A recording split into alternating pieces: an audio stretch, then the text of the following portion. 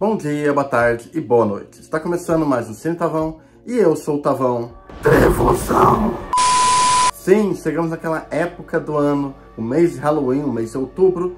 É um mês onde eu falo sobre diversos conteúdos do oculto, do mistério, do horror e conteúdos temáticos de Halloween. É um mês de eu libertar o meu lado Bruce Wayne interior e esbanjar todo o meu potencial gótico. Que não é muito, mas eu tenho um certo potencial. E hoje é dia de virmos aqui falar de Um Brinquedo Assassino 2. Eu falei do primeiro filme há um tempo atrás. Tem um vídeo aí, eu falei dos bastidores e analisei o filme.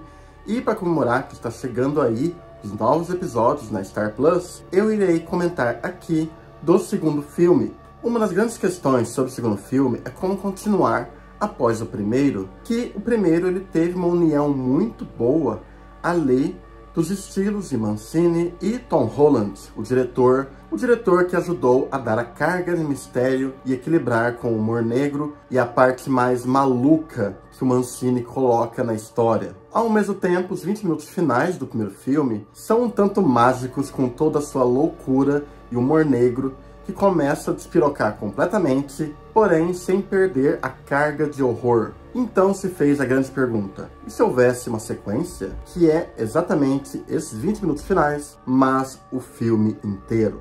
Então temos aqui Um Brinquedo Assassino 2. Um filme mal interpretado pela crítica na época, que o considerou genérico, fraco e um tanto abaixo do primeiro, mas eu discordo. É um pequeno tesouro esse filme. E a direção, mesmo que não tenha uma marca de autor, como é o diretor Tom Holland, sabe valorizar e destacar diversos outros aspectos da produção.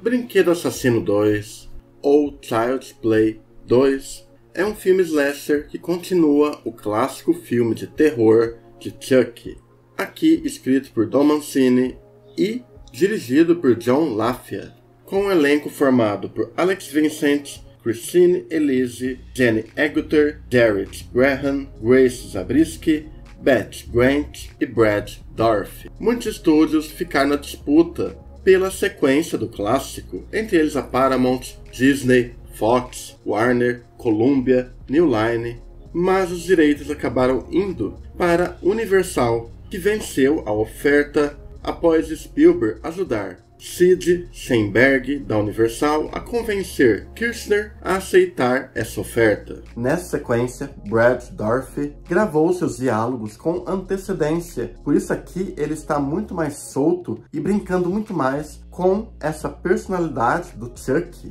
Para esse projeto, retornou Kevin Yagher para fazer os efeitos especiais e manipular os fantoches, e que até mesmo dirigiu diversas cenas do filme. A trilha desse filme foi feita por Graeme Revell, que não tinha grande experiência com trilhas, mas ele meteu o louco ali e simplesmente mentiu no currículo dele que já tinha trabalhado com orquestra antes. Bom, aparentemente para algumas pessoas isso deve funcionar. Além disso, temos Kevin Carlson, Van Snowden e Anne Brock Winkless IV creditados como responsáveis pelas marionetes de Chuck. Originalmente, o filme tinha a intenção de abrir com uma cena de tribunal de um júri sentenciando Karen Barkley a uma instituição mental por insistir que Chuck estava vivo.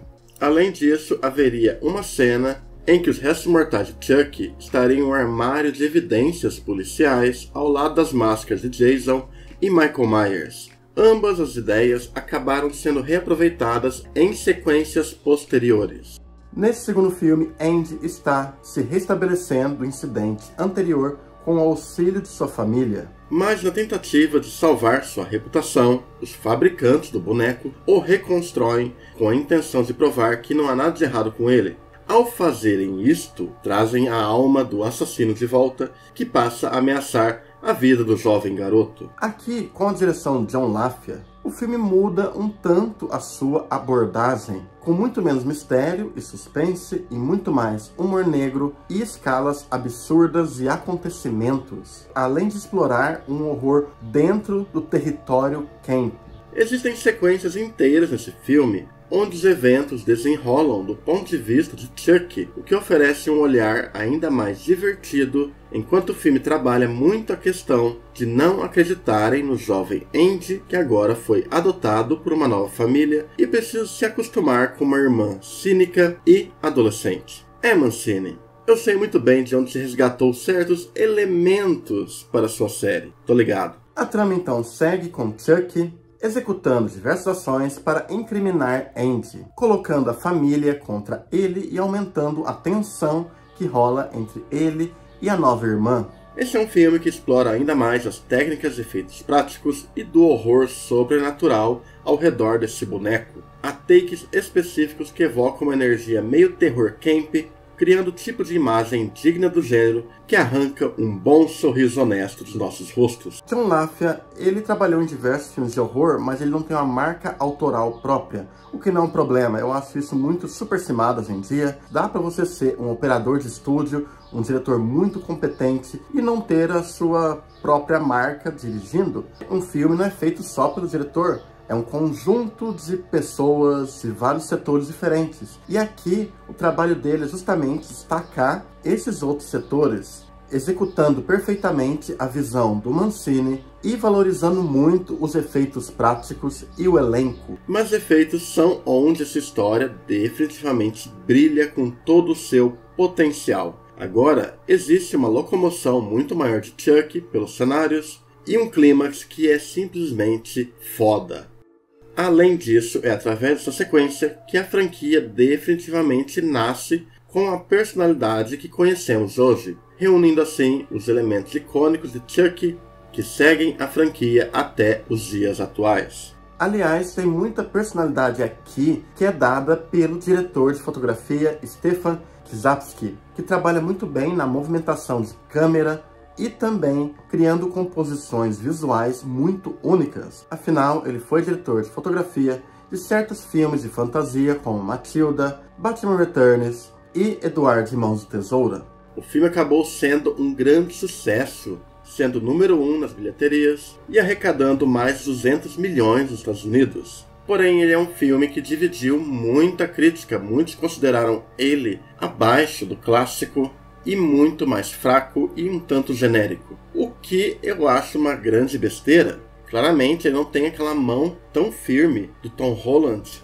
na direção que criava aquele suspense, mas ele explora outros elementos nessa sequência, brincando ainda mais com a fantasia, com o humor negro, trabalhando ainda mais os efeitos práticos na história e mergulhando de cabeça em um terror camp. Muito mais exagerado, sim, mas também muito mais carismático e muito mais empolgante, mesmo que John LaFia não seja um diretor tão experiente quanto Tom Holland. Ele sabe como executar a visão de Mancini e trabalha muito bem para destacar diversos elementos da equipe técnica e do elenco. Nem sempre é preciso ter o melhor diretor do mundo para se fazer um clássico.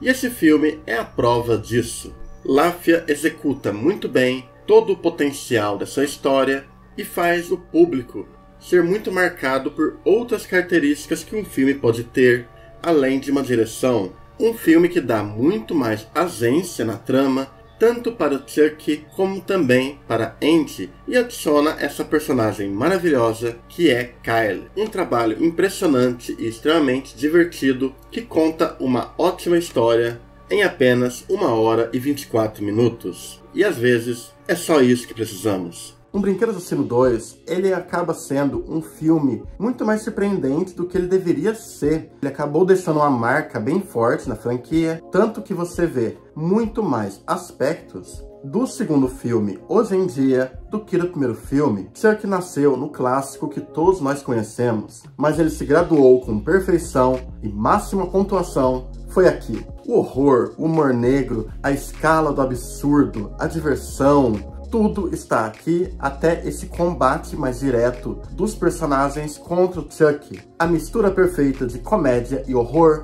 sobre o brinquedo meio, sabe, assassino. Espero que tenham gostado aqui desse vídeo. Eu quis fazer aqui a continuação daquela jornada que eu iria fazer falando de vários filmes do Chuck. Então é isso, gente. Fica por aqui. Até mais e falou!